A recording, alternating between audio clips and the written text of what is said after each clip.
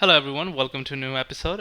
So today what we're going to cover would be the loop until syntax that we can use in Nightshark. So for the loop function, what we've been doing until now was essentially we're going to start reading areas, continuously monitor the area, and then in the meantime it also checks if the area, like PNL that we set into the area, if it is greater than $10 or less than 5, right?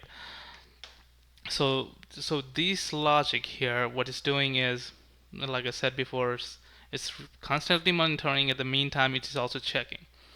And in this logic, where we implemented the loop until, what it's going to do is read the area until one of these conditions satisfies, and it's going to make your code more concise, more readable. So turns out if you don't have anything else, like any other steps inside the if function, you don't necessarily have to use the if statement, if else statement inside the loop.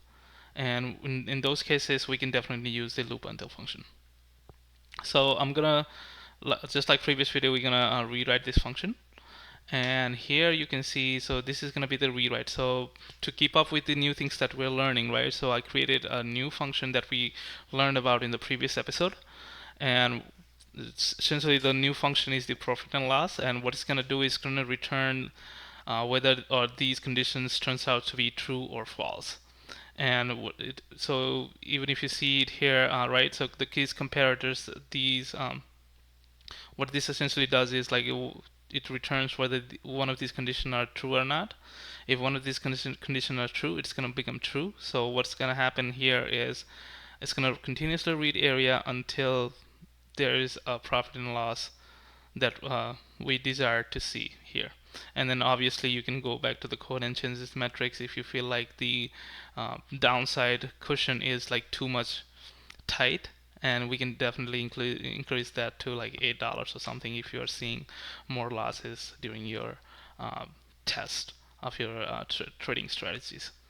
So unlike this, I think the new feature is going to be here would be you can also implement the function that you created inside another function here. So this exit condition is relying upon the profit and loss function, and which we created before. And just like before, let's go ahead and then update our code. So I'm gonna rewrite this into the toNumber.json file that we created before. As you can see, this is our old code. I'm gonna update this, and so you updated the file. Let's open TD Ameritrade, and let's reload our updated file into the main app, and let's check in our areas. So area 1 is on the PNL open, which is gonna monitor this number, and then point.a would be on a buy, and then point.b is on sell as expected. Okay, so we're gonna go ahead and run our script. So it opened the position, and it's probably gonna see a loss. Okay, so there was a loss greater than 5, so it closed the position, waited for another 5 seconds, it opened the position. Let's check in if we see any profit.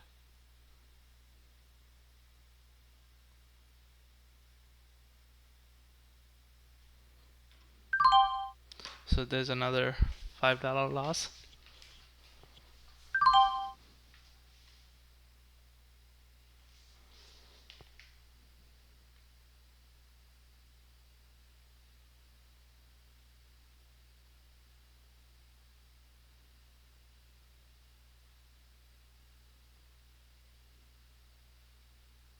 So it was at 10, but our logic was it should be greater than 10, right? So that's why it did not capture that $10 profit that we just saw.